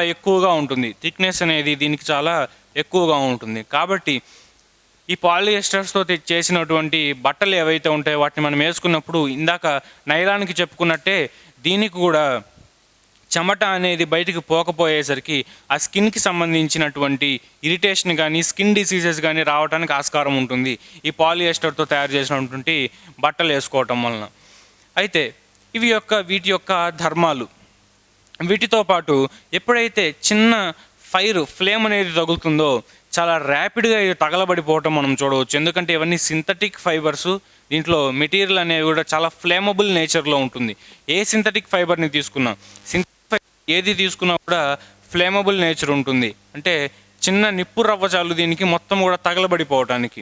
రేయాన్ కానీ నైలాన్ కానీ పాలిఎస్టర్ కానీ అదేవిధంగా అక్రైలో నైట్రైల్ కానీ వెంటనే కొంచెం నిప్పు తగలంగానే అది తగలబడిపోవటము, షేప్ మారిపోవటం, ఇలాంటి విషయాలు మనం జరుగుతుంటాయి. ఈ నైలాన్ అనే పదార్థం అయితే, ఇందాక మనం చెప్పుకున్నటువంటి నైలాన్ అనే పదార్థం అయితే మనకి దానికి నిప్పు తగలాల్సిన అవసరం లేదు. కేవలం సెగ తగిలిన, ఆ హీట్ తగిలినా కూడా వెంటనే అది ముడుచుకుపోవడం జరుగుతుంది, అది తగలబడిపోవడం జరుగుతుంది. కానీ పాలిఎస్టర్ విషయానికి వచ్చేసరికి అలాంటి ముడత అనేది రాదు, వ్రింకిల్స్ అనేవి ఏమి రావు. నైలాన్లో వచ్చినట్టు వ్రింకిల్స్ అనేవి ఏవి రావు, ముడతలు అనేవి ఏవి రావు. కాకపోతే హై హీట్కి ఎప్పుడైతే దాన్ని పెడతామో, హై ఎనర్జీ హీట్కి ఎప్పుడైతే పెడతామో అది కరిగిపోతుంది, మెల్ట్ అయిపోతుంది. దాన్ని తిరిగి మళ్ళీ ఉన్న పూర్వ స్థితికి మనం తీసుకురాలేము. ఒకసారి కరిగిపోయిందంటే దాన్ని పారేయటమే. ఇంకా అలాంటి పరిస్థితి ఉంటుంది పాలిఎస్టర్తో తయారైనటువంటి పదార్థాలన్నీ కూడా. అయితే దీంట్లో ఉన్న మోనోమర్ గురించి మనం చెప్పుకుంటాం. దీంట్లో పీఈటీ అనేటువంటి పాలిఎస్టర్ చాలా ఇంపార్టెంట్. మనము డైలీ వాడుతూనే ఉంటాం. పెట్ బాటిల్స్, పెట్ క్యారేజ్ బాక్స్ అని వాడుతుంటాం. మరి ఇక్కడ పెట్ అంటే ఏంటి? పెంపుడు జంతువు కాదు. ఇక్కడ పెట్ అంటే ఇక్కడ పాలీఇథిలీన్ టెరిథాలేట్ అంటాము. పాలీఇథిలీన్ టెరిథాలేట్ అనే పదార్థాన్ని మనము పెట్ అంటాము. ఇది దీని యొక్క మోనోమర్. మరి ఇది ఎక్కడి నుంచి ఫామ్ అవుతుందంటే ఇథిలీన్ గ్లైకాల్ అనేటువంటి పదార్థాన్ని మనం ఎప్పుడైతే టెరిథాలిక్ యాసిడ్తో కలుపుతామో ఈ రెండింటి కలయిక వలన మనకి ఈ పాలీఇథిలిన్ టెరిథాలేట్ అనేటువంటి ఒక పదార్థం ఏర్పడుతుంది. ఈ పాలీఇథిలిన్ టెరిథాలేట్ని ఒకదాంతో ఒకటి కలుపుకుంటూ వెళ్ళి దాని నుంచి ఫామ్ అయ్యేటువంటి పాలిమర్ని ఏమంటామంటే మనము ఈ పాలిఎస్టర్ అంటాము, లేకపోతే పాలీఇథిలిన్ టెరిథాలేట్ అంటాము. వీటి యొక్క యూజెస్ ఏంటంటే వీటిని జనరల్గా మనము వాటర్ బాటిల్స్లో వాడుతూ ఉంటాం. వాటర్ బాటిల్స్ తయారీలో వాడేటువంటి పదార్థము ఈ పీఈటీ. అదేవిధంగా జార్స్, అదేవిధంగా యుటెన్సిల్స్ అంటే మనకు వంటకు కావాల్సిన పాత్రలు ఏవైతే ఉంటాయో వాటన్నిటిని కూడా ఈ పీఈటీతో తయారు చేయడం జరుగుతుంది. మనకి ఇంట్లో ఉండేటువంటి ప్లాస్టిక్ డబ్బాలలో మనకి వస్తువులను దాచిపెట్టుకుంటుంటాం. ఈ ప్లాస్టిక్ డబ్బాలన్నీ ఏ మెటీరియల్తో తయారైందంటే పీఈటీతో అని చెప్పుకుంటుంటాం. ఎందుకంటే అది చాలా స్ట్రాంగ్గా ఉంటుంది.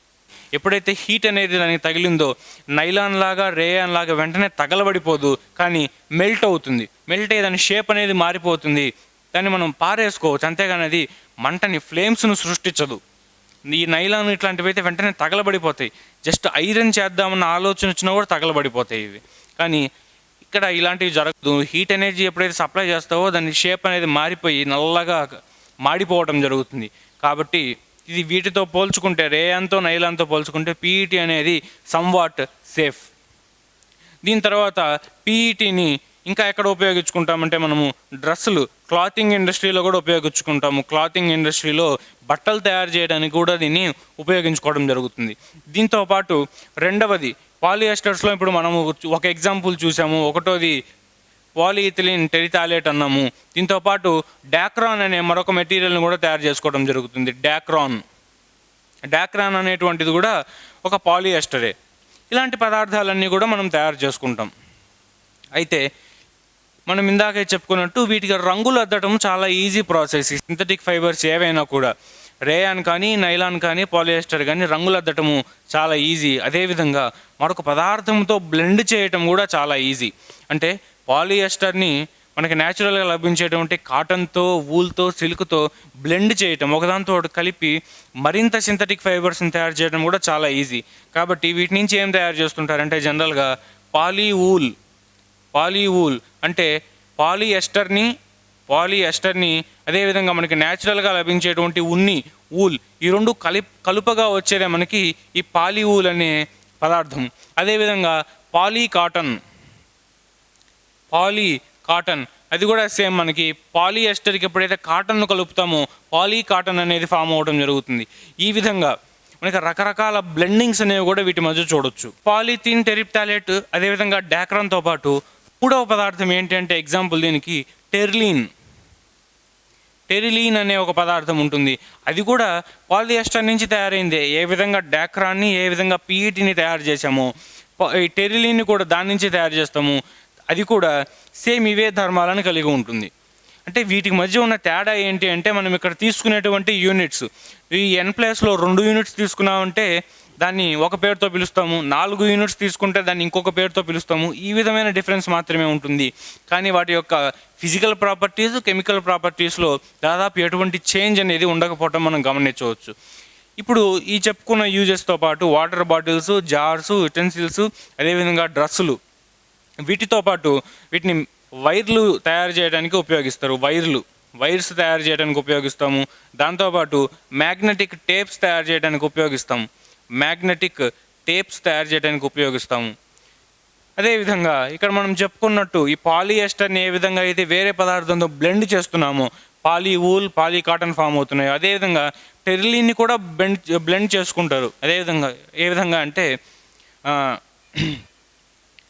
టెరీ కాటన్ లేకపోతే టెరీ వూల్ ఇలాంటి పదార్థాలను కూడా మనం ఫామ్ చేసుకోవడం జరుగుతుంది బై బ్లెండింగ్ ప్రాసెస్. ఈ విధంగా మనం పాలిఎస్టర్ గురించి మాట్లాడుకుంటాం. నాలుగవది ఏంటి అంటే ఇక్కడ ఉన్నది మనకి అక్రైలిక్స్ అంటాం. ఈ అక్రైలిక్స్లో ఎలాంటి పదార్థాన్ని వాడతాము, అదేవిధంగా దానికి ఎటువంటి స్వభావాలు ఉన్నాయనేది ఇప్పుడు చూద్దాం. అక్రైలో నైట్రైల్, వీటిని మనము అక్రైలిక్స్ అంటాము. ఈ అక్రైలిక్స్ ఏంటి అంటే మనకి ఏ విధంగా అయితే ఆర్టిఫిషియల్ సిల్క్ని తయారు చేసుకున్నామో అదేవిధంగా మనం తయారు చేసుకున్నటువంటి ఆర్టిఫిషియల్ ఊల్ ఇది, అంటే కృత్రిమ ఉన్ని.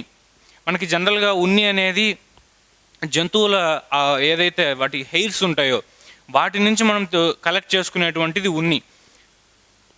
దాని యొక్క స్వభావాలతో సేమ్ అదే విధమైన ధర్మాలను కలిగి ఉన్నటువంటి ఈ ఆర్టిఫిషియల్ వూల్ని, ఈ అక్రైలిక్స్ని మనం తయారు చేసుకుంటాం. దీన్ని మొట్టమొదటిసారిగా ఎప్పుడు కనిపెట్టారంటే 1942లో అమెరికాకు చెందినటువంటి డ్యూపోంట్ అనే ఒక కంపెనీ ఏదైతే ఉందో అది దీన్ని కనిపెట్టడం జరిగింది. ఈ ఆర్టిఫిషియల్ వూల్ని, దాన్నే మనము అక్రైలిక్స్ అంటున్నాం. మరి దీంట్లో వాడేటువంటి మోనోమర్ ఏంటి అంటే అక్రైలో నైట్రైల్. ఈ పదము చాలా ఇంపార్టెంట్, గుర్తుపెట్టుకోవాలి. అక్రైలో నైట్రైల్. మరి దీని యొక్క కెమికల్ ఫార్ములా ఏంటి అంటే CH2 డబుల్ బాండ్ CN అనేటువంటిది దీని యొక్క కెమికల్ ఫార్ములా. ఎప్పుడైతే ఈ మోనోమర్ ఒకదాంతో ఒకటి లింక్ చేసుకుంటూ వెళ్తుందో ఆ ఫామ్ అయ్యేదాన్ని ఏమంటామంటే మనము పాలీ అక్రైలో నైట్రైల్ అంటాం. PAN అంటాము. పాలీ అక్రైలో నైట్రైల్ అనే పేరుతో దీన్ని పిలుస్తాము. ఈ విధంగా మనకి పాలీ అక్రైలో నైట్రైల్ అనే పాలిమర్ ఫామ్ అవుతుంది. దేని నుంచి అంటే అక్రైలో నైట్రైల్ అనేటువంటి ఒక మోనోమర్ నుంచి. మరి దీని యొక్క ప్రాపర్టీస్, ధర్మాలు ఏ విధంగా ఉంటాయంటే సేమ్ ఇందాక మనం చెప్పుకున్నట్టే ఈ రయాన్కి, నైలాన్కి, పాలియస్టర్కి ఎలాంటి ధర్మాలు ఉన్నాయో దీనికి కూడా దాదాపు అలాంటి ధర్మాలే ఉంటాయి. లైట్ వెయిట్ని కలిగి ఉంటుంది. లైట్ వెయిట్, దీనికి రంగులద్దటం చాలా ఈజీ కలరింగ్, ఈజీ డైయింగ్ చేయొచ్చు. దీనికి ఈజీ డైయింగ్ అనేది ఉంటుంది. అదేవిధంగా వాటర్కి, యాసిడ్స్కి, బేసెస్కి రెసిస్టెన్స్ చూపిస్తుంది. ఎలాంటి కెమికల్ రియాక్షన్స్ వాటితో ఉండదు. కాబట్టి నాన్ రియాక్టివిటీ అంటాం దాన్నే మనము. నాన్ రియాక్టివిటీ టువార్డ్స్ యాసిడ్స్, అదేవిధంగా ఆల్కలీస్. ఆ ధర్మాలన్నీ కూడా దాదాపు సేమే ఉంటాయి. ఎప్పుడైతే హీట్ని మనం ఇచ్చినప్పుడు తొందరగా కరిగిపోవటము, ఇలాంటి ధర్మాలన్నీ సింథటిక్ ఫైబర్స్, అన్ని రకాల సింథటిక్ ఫైబర్స్కి ఏ విధంగా ఉన్నాయో ఈ అక్రైలిక్స్కి, PAN పాలీ అక్రైలో నైట్రైల్ కానీ, లేకపోతే మరొక ఎగ్జాంపుల్ మనం చెప్పుకున్నట్టు ఆర్లాన్ కానీ, అదేవిధంగా యాక్రిలాన్, ఇలాంటి పదార్థాలన్నిటికీ కూడా సేమ్ ధర్మాలు ఉంటాయి. ఫిజికల్ ప్రాపర్టీస్, అదేవిధంగా కెమికల్ ప్రాపర్టీస్. మరి ఈ అక్రైలో నైట్రైల్, అక్రైలిక్స్కి ఉన్న స్పెషల్ ధర్మము ఏంటి అంటే ఇవి హీట్ని ట్రాప్ చేస్తాయి తనలో. ఏ విధంగా అయితే మనకి ఉన్ని దుస్తులు ధరించినప్పుడు చలికాలంలో మనం ఉన్ని దుస్తులు ధరిస్తాము, ఎందుకు అంటే అది హీట్ని ట్రాప్ చేస్తుంది. దీనికి ప్రధాన కారణము నైలాను, అలాంటి మిగిలిన పదార్థాలన్నీ కూడా ఈ విధంగా పలుచగా ఉంటాయి. మనకి పలుచగా కాదు, మందంగానే ఉంటాయి. ఈ విధంగా బల్లపరుపుగా స్ట్రైట్గా ఉంటాయి. కానీ ఈ ఉన్ని అనే పదార్థం ఏ విధంగా ఉంటుందంటే దాని లోపల స్ట్రక్చర్ ఈ విధంగా ఉంటుంది. ఊలీ స్ట్రక్చర్ అంటాం మనం. అందుకే అంటే ఇది స్ట్రైట్ హెయిర్ లాగా ఉంటే ఇది కర్లీ హెయిర్ లాగా ఉంటుంది రకరకాల షేప్స్లో. అలా ఉండటం వల్ల వీటి మధ్య ఏదైతే ఈ గ్యాప్ ఏర్పడిందో, ఈ గాలి తిత్తులు అంటాం వీటిని, గాలి తిత్తుల్లో మనకి ఎయిర్ అనేది ఫిల్ అవ్వడం జరుగుతుంది. ఎయిర్ మనం ఏది తీసుకున్నా కూడా ఉన్నికి సంబంధించినవి, ఆ ఎయిర్ అనేది ఫిల్ అవ్వటం వల్ల వాటితో తయారు చేసిన బట్టలను మనం ధరించినప్పుడు మన శరీరం నుంచి వెలువడే ఉష్ణోగ్రత ఏదైతే ఉంటుందో అది ఈ గాలిలోకి వెళ్తుంది. ముందు ఈ గాలిలోకి వెళ్ళిపోయి ఈ గాలి మొత్తము వీటి యొక్క టెంపరేచర్ అనేది ఎక్కువగా పెరిగిపోవటం మనం గమనించవచ్చు. దాని టెంపరేచర్ పెరిగిపోయిన తర్వాత అది అక్కడే ఉంటుంది. దీన్ని దాటి బయటికి వెళ్ళడానికి చాలా టైం పడుతుంది. దాన్ని దాటి బయటికి అంత ఈజీగా వెళ్ళదు. ఎప్పుడైతే దీంట్లో ఆ హాట్ ఎయిర్ అనేది ట్రాప్ అయిపోయిందో, వేడి గాలి, మన శరీరం నుంచి వచ్చిన వేడి, దీంట్లో ఉన్న గాలి రెండు కలిసి వేడి గాలి తయారైందో మన శరీరానికి కావాల్సినటువంటి ఇన్సులేషన్ని, మన శరీరానికి కావాల్సిన ఉష్ణోగ్రతని అది ఇస్తుంది. అందుకే మనం ఈ ఉన్నిని శీతాకాలంలో ఎక్కువ వీటితో తయారు చేసిన బట్టలను మనం వాడటం గమనించవచ్చు. అదేవిధంగా ఈ జంతువుల మీద ఉండేటువంటి చర్మం, వాటి మీద ఉండేటువంటి హెయిర్స్, వెంట్రుకలు ఏవైతే ఉన్నాయో వాటి నుంచే మనం ఈ ఊల్ని తయారు చేస్తామంటాము. ఆ జంతువులకు కూడా అది సేమ్ ఇలాంటి ఉపయోగాన్ని ఇస్తుంది. వాటి మీద ఎప్పుడైతే మందంగా ఈ వెంట్రుకలన్నీ ఉండటం జరిగిందో అవి తిరిగేటువంటి చలి ప్రాంతాలలో మనం జడల బర్రె యాక్ అని ఒక యానిమల్ ఉంటుంది. దానికి చూస్తే మనం ఒంటి నిండా ఆ వెంట్రుకలే ఉంటాయి. ఎందుకు అంటే ఆ వెంట్రుకల మధ్య ఉన్న గాలి వల్ల దానికి ఆ హాట్ ఎయిర్ అది ట్రాప్ అవ్వటం జరుగుతుంది. హాట్ ఎయిర్ అనేది ఎప్పుడైతే ట్రాప్ అవ్వటం జరిగిందో దానికి కావాల్సిన శరీర ఉష్ణోగ్రత అనేది మెయింటైన్ చేసుకోవటం దానికి సులభం అవుతుంది. ఇది సేమ్ ఆర్టిఫిషియల్ ఊల్కు కూడా అప్లై అవుతుంది. ఈ ఆర్టిఫిషియల్ ఊల్కు కూడా అప్లై అవ్వటం వల్ల ఈరోజు మనం వాడేటువంటి మఫ్లర్స్ కానివచ్చు, అదేవిధంగా స్వెటర్స్ కానివచ్చు, మఫ్లర్స్ కానీ అదేవిధంగా స్వెటర్స్ కానీ, మనం వాడేటువంటి టోపీలు కానీ, లేకపోతే మనం వాడేటువంటి కార్పెట్స్ కానీ, కర్టెన్స్ కానీ, ఇవన్నీ కూడా దేంతో తయారు చేస్తున్నామంటే ఈ నిజమైన ఊలుతో తయారు చేయాలంటే కొన్ని వేల నుంచి లక్షల జంతువుల వరకు మనం ఇబ్బంది పెట్టాల్సి వస్తుంది. కానీ ఇవి పెట్రోకెమికల్స్ నుంచి చాలా ఈజీగా చాలా చీప్గా దొరుకుతున్నాయి కాబట్టి వీటిని మనం ఈరోజు యూజ్ చేసుకోవడం జరుగుతుంది. ఈ కర్టైన్స్లో కానీ అదేవిధంగా బెడ్షీట్లు, అదేవిధంగా ఇప్పుడు మనం చెప్పుకున్నట్టు డోర్ మ్యాట్స్, వీటన్నిటిలో కూడా ఈ ఆర్టిఫిషియల్ ఊల్ని మనము వాడుకోవడం అనేది జరుగుతుంది. Artificial wool. ఈ విధంగా మనకి ఈ సింథటిక్ ఫైబర్స్ అనే కాన్సెప్ట్ని డిస్కస్ చేసుకుంటాము. దీంట్లో ఓవరాల్గా మనకి ఈ స్పెషల్గా కాకుండా రేయాన్, నైలాన్, పాలిస్టర్ కాకుండా ఓవరాల్గా సింథటిక్ ఫైబర్స్కి ఉండేటువంటి ధర్మాలు ఏంటంటే చాలా బరువు తక్కువగా ఉంటాయి, చాలా చీప్గా దొరుకుతాయి మనకి. వాటి యొక్క ప్రొడక్షన్ అనేది చాలా ఎక్కువగా ఉంటుంది. ఎందుకంటే పెట్రోకెమికల్స్ నుంచి వచ్చే వ్యర్థాలు ఏవైతే ఉన్నాయో చాలా ఎక్కువగా మనకు లభ్యమవుతాయి కాబట్టి దీని ప్రొడక్షన్ రేట్ అనేది ఎక్కువ ఉంటుంది. మార్కెట్, దీనికి సంబంధించిన మార్కెట్ ఎంత పెరిగినా కూడా దానికి తగ్గట్టే సప్లై కూడా జరుగుతూ ఉంటుంది. వీటికి ఈ సింథటిక్ ఫైబర్స్కి చాలా స్ట్రాంగ్గా ఉంటాయి ఈ మెటీరియల్స్ అన్నీ కూడా. ఒక్క రేయాన్ తప్ప మిగతా అన్నీ కూడా నీటితో కానీ అదేవిధంగా ఎటువంటి యాసిడ్స్ బేసెస్తో రియాక్షన్ చూపించదు. రేయాన్ మాత్రమే నీటితో రియాక్ట్ అయినప్పుడు కానీ యాసిడ్స్తో బేసెస్తో రియాక్ట్ అయినప్పుడు కానీ దాని యొక్క క్వాలిటీ చెడిపోవడం అనేది మనం గమనించవచ్చు. నైలాన్ విషయానికి వస్తే చాలా మందంగా ఉంటుందని చెప్పుకున్నాము, చాలా దృఢంగా ఉంటుందని చెప్పుకున్నాము. పాలియస్టర్ విషయానికి వస్తే దాన్ని రకరకాల బాటిల్స్లో వాడుకుంటామని చెప్పుకున్నాము. పీఈటీ బాటిల్స్, పెట్ బాటిల్స్లో వాడుకుంటామని చెప్పుకున్నాము. మ్యాగ్నెటిక్ టేప్స్లో వాడుకుంటామని చెప్పుకున్నాము. అదేవిధంగా అక్రైలో నైట్రైల్ని ఇప్పుడు మనం చెప్పుకున్నట్టు ఈ విధంగా మఫ్లర్స్లో, స్వెటర్స్లో, ఈ టోపీస్లో ఇలా రకరకాల పదార్థాలు మన హీట్ని ట్రాప్ చేసే విధంగా చలికాలంలో ధరించేటువంటి దుస్తులలో వీటిని ఎక్కువగా వాడటం జరుగుతుంది. దీని తరువాత టాపిక్ ఏంటంటే ప్లాస్టిక్స్. ప్లాస్టిక్స్ అని వేటిని అంటామంటే ఎప్పుడైతే మనకి ఈ పెట్రోకెమికల్స్ నుంచి తయారైన పదార్థాలు ఈ సింథటిక్ ఫైబర్స్ లాగా కాకుండా, దారాలలాగా కాకుండా, పాలిమర్స్ లాగా కాకుండా ఎప్పుడైతే బేసిక్ యూనిట్స్ ఒకదాంతో ఒకటి కలిసి ఈ పెట్రోకెమికల్స్ నుంచి మనం తయారు చేసుకున్నటువంటి రెండవ రకం సింథటిక్ ఫైబర్స్ కాకుండా రెండవటి ఏంటి అంటే ప్లాస్టిక్స్. ఇవి కూడా సింథటిక్ ఫైబర్స్ లాగా పాలిమర్ మెటీరియల్సే. పాలిమర్స్ లాగానే ఇవి కూడా మనకు ఉంటాయి. ఒకదాంతో ఒకటి కలయిక వల్ల ఒక మోనోమర్ ఇంకో మోనోమర్ ఆ విధంగా చైన్స్ ఫామ్ చేయటం వల్ల ఒక యూనిట్స్ అన్ని కూడా ఇవి కూడా పాలిమర్స్ లాగా ఉపయోగపడతాయి మనకి. కాకపోతే వీటి స్ట్రక్చర్ ఏ విధంగా ఉంటుందంటే ఈ విధంగా ఒక మోనోమర్, దాని తర్వాత ఇంకొక మోనోమర్, దాని తర్వాత ఇంకొక మోనోమర్, ఈ విధమైన స్ట్రక్చర్ని కలిగి ఉండటం ఏమంటామంటే మనము లింక్డ్ అరేంజ్మెంట్స్ అంటాం. లింక్డ్ పాలిమర్స్ అంటాము. ఆ లింక్ ఏ విధంగా ఉంది, ఆ పాలిమర్స్లో ఆ లింకేజ్ ఏ విధంగా ఉంటుందంటే లీనియర్ లింకేజ్ అంటాము. లీనియర్ లింకేజ్ అంటామంటే ఒక సరళ రేఖ అనేది ఏ విధంగా ఉంటుందో ఆ విధంగా స్ట్రైట్గా ఉంటాయి ఈ పాలిమర్స్ అన్ని కూడా. ఆ విధంగా స్ట్రైట్గా మాత్రమే ఉండటం వల్ల వీటి యొక్క గట్టిదనం అనేది ఎక్కువ ఉంటుంది, దాని యొక్క ఫ్లెక్సిబిలిటీ అనేది తక్కువగా ఉంటుంది. ఇట్లా కావాలంటే ఇట్లా ఉంచుకోలేము వీటిని. చాలా దృఢమైన హార్డ్ ప్లాస్టిక్స్ అనేవి వీటి నుంచి మనం తయారు చేసుకుంటాం due to the linked polymers, linear linkage polymers. వీటితో పాటు రెండవ రకం ఏంటి అంటే క్రాస్ లింకేజ్. ఈ లీనియర్ లింకేజ్ ఏవైతే ఉందో ఇలాంటి యూనిట్స్ని 3-4 తీసుకొని ఒకదాంతో ఒకటి ఎప్పుడైతే కలుపుతామో మనం ఈ విధంగా, ఇప్పుడు నేను 2 లీనియర్ లింకేజెస్ని తీసుకొని ఒకదాంతో ఒకటి ఈ విధంగా లింక్ చేయడం జరిగింది. దీని కింద ఇంకా ఉంటాయి, దీని పైన ఉంటాయి, పక్కన ఉంటాయి. ఈ విధమైన స్ట్రక్చర్ ఎప్పుడైతే ఉంటుందో దాన్ని ఏమంటామంటే మనము క్రాస్ లింక్డ్ పాలిమర్స్ అంటాము. క్రాస్ లింక్డ్ పాలిమర్స్ అంటాము. ప్లాస్టిక్స్లో జనరల్గా ఈ 2 రకాలు ఉంటాయి. లీనియర్ పాలిమర్స్ ఉంటాయి, అదేవిధంగా క్రాస్ లింక్డ్ పాలిమర్స్ కూడా ఉంటాయి. అయితే మనకి జనరల్గా ప్లాస్టిక్స్ అనేవి ముఖ్యంగా 2 రకాలు. ఒకటి థర్మో ప్లాస్టిక్స్, రెండవది థర్మో సెట్టింగ్ ప్లాస్టిక్స్. ఈ క్లాసిఫికేషన్ అనేది ఏదైతే ఉందో ఇది చాలా ఇంపార్టెంట్ మనకి ఎగ్జామినేషన్స్. ఏ కాంపిటేటివ్ ఎగ్జామ్ తీసుకున్నా వీటి నుంచి సింపుల్గా ఒక బిట్ అడుగుతూ ఉంటారు. ఈ కింది వాటిలో ఏది థర్మో ప్లాస్టిక్, ఏది థర్మో సెట్టింగ్ ప్లాస్టిక్ అని. కాబట్టి ఇప్పుడు వాటి ధర్మాల గురించి చూద్దాం.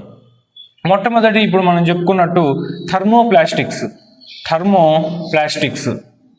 మరి థర్మోప్లాస్టిక్స్ అంటే ఏంటి అంటే, ఎప్పుడైతే నువ్వు తీసుకున్న ప్లాస్టిక్ అనే పదార్థం, నువ్వు తీసుకున్నటువంటి ప్లాస్టిక్ హీట్ చేసినప్పుడు అది పూర్తిగా కరిగిపోయి దాని షేప్ మొత్తం మార్చేసుకొని ఘన పదార్థము ద్రవ పదార్థంలోకి లేకపోతే వాయు పదార్థంలోకి ఈ విధంగా మారిపోతుంది దాని షేప్ మొత్తం. ఫస్ట్ స్టెప్ ఏంది మనం ఇప్పుడు చెప్పుకుంది, దాని షేప్ అనేది డిఫార్మ్ అవటం, దాని షేప్ అనేది మారిపోవటం. దాని తర్వాత మనం ఎప్పుడైతే ఆ ప్రాసెస్ని రివర్స్ చేసినప్పుడు మనకి తిరిగి ఆ ప్లాస్టిక్ అనేది రావడం జరుగుతుంది. కూలింగ్ చేసినప్పుడు తిరిగి మనకు ఆ ప్లాస్టిక్ రావడం అనేది జరుగుతుంది. అలాంటి ప్లాస్టిక్స్ని మనం ఏమంటామంటే థర్మోప్లాస్టిక్స్ అంటాము. థర్మోప్లాస్టిక్స్ ఎగ్జాంపుల్గా మనం చెప్పుకుంటే పాలిథీన్ అంటాం. పాలిథీన్ కవర్లను మనం చూసే ఉంటాం. మనం రోజు వాడేటువంటి పాలిథీన్ కవర్లు, వాటిని మనం హీట్ చేస్తే కరిగిపోతాయి. మళ్ళీ దాన్ని కూల్ చేసి దాన్ని బాగా స్ట్రెచ్ చేసి చపాతీ పిండిని ఒత్తి స్ట్రెచ్ చేసినప్పుడు మనకు కావాల్సిన ప్లాస్టిక్ అనేది మళ్ళీ తయారవుతుంది. అలాంటి ధర్మాన్ని కలిగి ఉన్నటువంటి ప్లాస్టిక్స్ని ఏమంటామంటే థర్మోప్లాస్టిక్లు అంటాము. పాలిథీన్. అదేవిధంగా రెండవది పీవీసీ, పాలీవినైల్ క్లోరైడ్ అంటాం దాన్ని మనం. Polyvinyl chloride. ఈ రెండు కూడా మనకి థర్మోప్లాస్టిక్స్ కిందకి వస్తాయి. వాటితో పాటు మనం ఇందాక చెప్పుకున్నటువంటి నైలాన్ కానీ, పాలిస్టర్ కానీ, అక్రైలోనైట్రైల్ కానీ, ఇవన్నీ దేని కిందకి వస్తాయంటే థర్మోప్లాస్టిక్స్ కిందకే వస్తాయి. ఎందుకంటే దాన్ని మనం ఆ ప్లాస్టిక్ని షేప్ డిఫార్మ్ చేయొచ్చు హీట్ చేసి, దాని తర్వాత తిరిగి కూల్ చేస్తే ఇంతకుముందు ఏ స్టేజ్లో ఉందో అదే ప్లాస్టిక్ స్టేజ్కి అది తిరిగి రావడం జరుగుతుంది. కాబట్టి వీటిని థర్మోప్లాస్టిక్స్ అంటాం. అయితే పాలిథీన్ విషయానికి వస్తే పాలిథీన్ అనే దాంట్లో మోనోమర్ ఏంటి, అదేవిధంగా దాని యొక్క యూజెస్ ఏంటి అనేది బ్రీఫ్గా చూద్దాం. పాలిథీన్లో ఆ పేరులోనే ఉంది పాలీ ప్లస్ ఈథీన్ అంటే మెనీ యూనిట్స్ ఆఫ్ ఈథీన్. కాబట్టి ఈథీన్ అనే ఎప్పుడైతే మనం మాలిక్యూల్ తీసుకుంటామో CH2 డబుల్ బాండ్ CH2 అనే ఒక మాలిక్యూల్ని తీసుకున్న తర్వాత దాన్ని మోనోమర్ అంటాము పాలిథీన్కి. ఇది మోనోమర్గా యాక్ట్ చేస్తుంది. మరి దాని యొక్క పాలిమర్ ఏంటి? దాని యొక్క పాలిమర్ ఏంటంటే ఈ డబుల్ బాండ్ ఎప్పుడైతే పోయి CH2 అనేవి ఈ విధంగా చైన్స్ లింకేజెస్ అనేవి ఫామ్ చేసుకుంటూ వెళ్ళినప్పుడు ఈ పాలిమర్ని మనం ఏమంటామంటే పాలీథీన్ అంటాము. మనం పలికేటప్పుడు పాలిథీన్ అంటాము. దాని ఒరిజినల్ పేరు ఏంటంటే polythene. It is the polymer formed by the many linkages among the ethene monomer. Ethene అంటాము ఈ ఆర్గానిక్ కాంపౌండ్ని. దీన్ని మనం జనరల్గా ఎక్కడ యూజ్ చేసుకుంటాము? దీని యొక్క యూజెస్ ఏంటి అంటే పాలిథీన్ని జనరల్గా మనము కవర్స్ తయారు చేయడానికి యూజ్ చేసుకుంటాము. అదేవిధంగా ట్రాన్స్పోర్టేషన్కి ఏదైనా మెటీరియల్ కావాలి, ప్యాకింగ్ మెటీరియల్ కావాలన్నప్పుడు దీన్నే యూజ్ చేస్తాము. ప్యాకింగ్ మెటీరియల్, ఏదైనా ఒక పదార్థాన్ని నీట్గా ప్యాక్ చేసి దాన్ని పార్సిల్ చేయాలన్నప్పుడు కూడా ఈ పాలిథీన్కి సంబంధించిన మెటీరియల్ని మనం వాడటం జరుగుతుంది. ఇది దీని యొక్క ప్రధానమైన యూజెస్. రెండవది పీవీసీ మెటీరియల్ అంటే మనం చెప్పుకున్నట్టు పాలీవినైల్ క్లోరైడ్. దీంట్లో కూడా పేరులోనే ఉంది, పాలీ అంటున్నాము, వినైల్ క్లోరైడ్ అంటున్నాము. అంటే వినైల్ క్లోరైడ్ అనేటువంటి మోనోమర్ ఒకదానితో ఒకటి లింక్ అవ్వడం వల్ల ఫామ్ అయ్యేదే పాలీవినైల్ క్లోరైడ్. మరి ఇది ఏ విధంగా ఉంటుందో చూద్దాం. పాలీవినైల్ క్లోరైడ్కి వచ్చేసరికి దీని స్ట్రక్చర్ అనేది ఏ విధంగా ఉంటుందంటే CH2 డబుల్ బాండ్ CHCl. దీన్ని మనం ఏమంటామంటే వినైల్ క్లోరైడ్ అంటాం. ఈ కాంపౌండ్ని వినైల్ క్లోరైడ్ అంటాం. ఎందుకంటే ఈ CH2CH అనేది ఏదైతే ఉందో ఈ గ్రూప్ని వినైల్ గ్రూప్ అంటాము. ఆ వినైల్ గ్రూప్కి క్లోరిన్ అటాచ్ అయి ఉండటం వల్ల దాన్ని వినైల్ క్లోరైడ్ అంటాము. ఎప్పుడైతే ఈ వినైల్ క్లోరైడ్ ఒకదాంతో ఒకటి కలిసి ఈ విధమైన ఒక పెద్ద పాలిమర్ని, ఒక చైన్ని ఫామ్ చేస్తుందో దాన్ని మనం ఏమంటామంటే పాలీవినైల్ క్లోరైడ్ లేదా PVC అని షార్ట్కట్లో పిలవడం జరుగుతుంది. PVC. మరి దీని యొక్క యూజెస్ ఏంటి అంటే పాలిథీన్ ఏ విధంగా అయితే ప్యాకింగ్ మెటీరియల్స్లో వాడతామో అదేవిధంగా PVCని కూడా ప్యాకింగ్ మెటీరియల్స్లో వాడతాము. ఇది పాలిథీన్ కన్నా కూడా కొంచెం దృఢమైన పదార్థము. అదేవిధంగా ఈ PVCతో మనము పైపులు తయారు చేసుకోవడానికి, వైర్స్ తయారు చేసుకోవడానికి వాడతాము. ప్రధానంగా మనం వింటూనే ఉంటాము PVC పైపులు అని. పైప్స్ తయారు చేసుకోవడానికి, అదేవిధంగా వైర్స్ తయారు చేసుకోవడానికి వీటిని ప్రధానంగా వాడుతూ ఉంటాము. ఈ PVC, ఈ పాలిథీన్, PVC ఇవన్నీ కూడా థర్మోప్లాస్టిక్స్. ఎప్పుడైతే హీట్ చేస్తామో వెంటనే కరిగిపోవడం జరుగుతుంది. ఆ తర్వాత మనం చెప్పుకోవాల్సినవి థర్మోసెట్టింగ్ ప్లాస్టిక్స్. ఈ థర్మోప్లాస్టిక్స్ అయినా థర్మోసెట్టింగ్ ప్లాస్టిక్స్ అయినా సింథటిక్ ఫైబర్స్లో ఏవైనా కూడా ఇవన్నీ కూడా నాన్ బయోడిగ్రేడబుల్. అంటే అవి జనరల్గా విచ్ఛిన్నము వాటంతటా అవి కాలేవు. విచ్ఛిన్నం కావాలి, ప్రకృతిలో కలిసిపోవాలంటే కొన్ని వేల సంవత్సరాలు, లక్షల సంవత్సరాలు పడుతుంది. అందుకే ఈ ప్లాస్టిక్ వినియోగాన్ని మనం తగ్గించుకోవాలి అంటున్నాం. ఎందుకంటే వీటి మధ్య ఇలాంటి బలమైన లింకేజెస్ ఏవైతే ఉన్నాయో ఇవి మనం కృత్రిమంగా తయారు చేస్తున్నాము. ఈ ప్రకృతి తనలో విచ్ఛిన్నం చేసుకోవడానికి చాలా టైం అనేది పడుతుంది. సో వీటన్నిటికీ మనం గుర్తుపెట్టుకోవాల్సిన పేరు ఏంటి అంటే ఇక్కడ నాన్ బయోడిగ్రేడబుల్ మెటీరియల్స్. మనం తీసుకున్నటువంటి ప్లాస్టిక్స్ కానీ అదేవిధంగా సింథటిక్ మెటీరియల్స్ కానీ అన్నీ కూడా నాన్ బయోడిగ్రేడబుల్ మెటీరియల్స్. అయితే ఈ థర్మోప్లాస్టిక్స్ తర్వాత మనకున్న చివరిది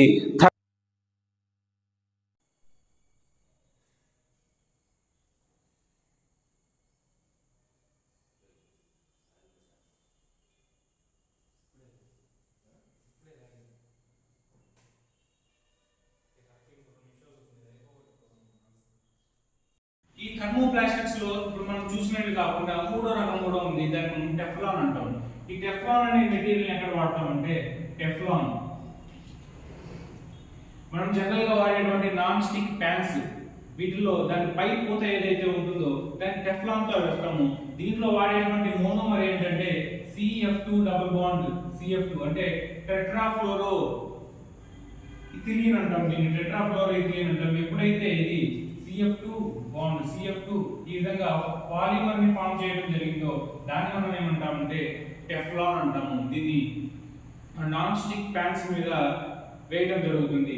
దాంతో పాటు దీన్ని ఒక బైండింగ్ మెటీరియల్ గా కూడా వాడతారు. బైండింగ్ మెటీరియల్ గా వాడతారు. అదేవిధంగా దీన్ని సీలింగ్ మెటీరియల్ గా ఏదైనా ఒక పదార్థాన్ని సీల్ చేయడానికి దాంట్లోకి వాటర్ ప్రూఫ్ మెటీరియల్ గా వాడతారు. ఎటువంటి వాటర్ లీకేజ్ కాకుండా వాటర్ ప్రూఫ్ మెటీరియల్ కూడా ఈ టెఫ్లాన్ వాడటం జరుగుతుంది. Water proof material. దీంతో పాటు మనం చెప్పుకున్నట్టు నాన్ స్టిక్ ప్యాన్స్ ఏవైతే ఉన్నాయో నాన్ స్టిక్ ప్యాన్స్ వాటిలో కూడా వీటిని విస్తృతంగా వాడటం జరుగుతుంది. అయితే రెండవది థర్మోప్లాస్టిక్స్ కాకుండా మన చివరికి మనం చెప్పుకున్నట్లు థర్మోసెట్టింగ్ ప్లాస్టిక్స్. వీటి విషయానికి వస్తే ఏంటంటే ఏదైతే నువ్వు ప్లాస్టిక్ ని తీసుకొని హీట్ చేస్తావో వన్స్ నువ్వు హీట్ చేసిన తర్వాత దాని షేప్ అనేది మారిపోతుంది. హీట్ ఎనర్జీని తీసుకొని షేప్ ఎప్పుడైతే మారిపోతుందో దాన్ని కూల్ చేస్తే తిరిగి అది ఉన్నట్టు స్థితికి తిరిగి రాదు. ఏ విధంగా అయితే మనకి థర్మోప్లాస్టిక్స్ తిరిగి దాని స్టేజ్కి వచ్చాయో కూల్ చేసినప్పుడు ఈ థర్మోసెట్టింగ్ ప్లాస్టిక్స్ లో అలాంటి పరిస్థితి ఉండదు. వన్స్ నువ్వు దాన్ని హీట్ చేసావు అంటే ఇంకా నీకు అది పనికిరాదు, దాన్ని పారేయాల్సిందే. దాని ప్లేస్ లో కొత్త పదార్థాన్ని వాడుకోవాల్సిందే. కాబట్టి ఈ థర్మోప్లాస్టిక్స్ ఏమని చెప్తామంటే ఎప్పుడైతే ప్లాస్టిక్స్ ని మనము హీట్ చేసాము, ప్లాస్టిక్స్ హీట్ చేసినప్పుడు షేప్ అనేది పర్మనెంట్ గా డిఫార్మ్ అయిపోతుంది. పర్మనెంట్ డిఫార్మేషన్ అనేది జరుగుతుంది. ఇంకా దాన్ని కూల్ చేసినా కూడా మనకి ప్లాస్టిక్స్ అనేవి రాకపోవడం మనం గమనించవచ్చు. మరి దీనికి సంబంధించిన ఎగ్జాంపుల్ చూసుకుంటే మొట్టమొదటిది బెకలైట్ అనేటువంటి పదార్థము మనం చూస్తాము. ఈ బెకలైట్ ని ఎక్కడ వాడతాము అంటే జనరల్ గా మనకి ఈ స్విచ్ బోర్డ్స్ లో మనకి ఆ ఫ్రేమ్స్ ఉంటాయి, స్విచ్ బోర్డు ఫ్రేమ్లు, వాటిని ఈ బెకలైట్ అనే పదార్థంతోనే తయారు చేస్తారు. మనకి ఎప్పుడైనా షార్ట్ సర్క్యూట్స్ జరిగినప్పుడు ఈ బెకలైట్ తో తయారు చేసిన స్విచ్ బోర్డులన్నీ కూడా కాలిపోవడం జరుగుతుంది. దాన్ని మనం తిరిగి రీయూజ్ చేసుకోలేము కాబట్టి వాటిని పారేయాల్సి వస్తుంది. ఇది బెకలైట్ కి సంబంధించి. రెండవ ఎగ్జాంపుల్ ఏంటంటే మెలమిన్ అనే పదార్థాన్ని వాడతాము. ఇది కూడా అలాంటిదే. ఒకసారి హీట్ చేస్తే షేప్ అనేది పర్మనెంట్ గా డిఫార్మ్ అయిపోతుంది. ఈ మెలమిన్ కి కూడా ఈ మెలమిన్ అనేది ఎక్కడ వాడతామంటే ఏ విధంగా అయితే మనం టెఫ్లాన్ బైండింగ్ మెటీరియల్ వాడామో ఈ మెలమిన్ కూడా ప్యాకేజింగ్ మెటీరియల్స్ లో అదే విధంగా ఒక పదార్థాన్ని మరో పదార్థాన్ని అతికించడానికి యూజ్ చేసేటువంటి అడెసివ్స్ అంటాము, బైండింగ్ మెటీరియల్స్ అంటాము. వాటిలో ఈ మెలమిన్ మనము యూజ్ చేయడం జరుగుతుంది. ఈ విధంగా మనకి కృత్రిమ దారాలు ప్లాస్టిక్ల గురించి పూర్తి స్థాయిలో మనం సమగ్రంగా చర్చించుకున్నాం. దీనికి సంబంధించినటువంటి టెస్ట్ సిరీస్ క్వశ్చన్స్ మనము యాప్లో అప్లోడ్ చేసాము. వాటిని ప్రాక్టీస్ చేయండి. Thank you.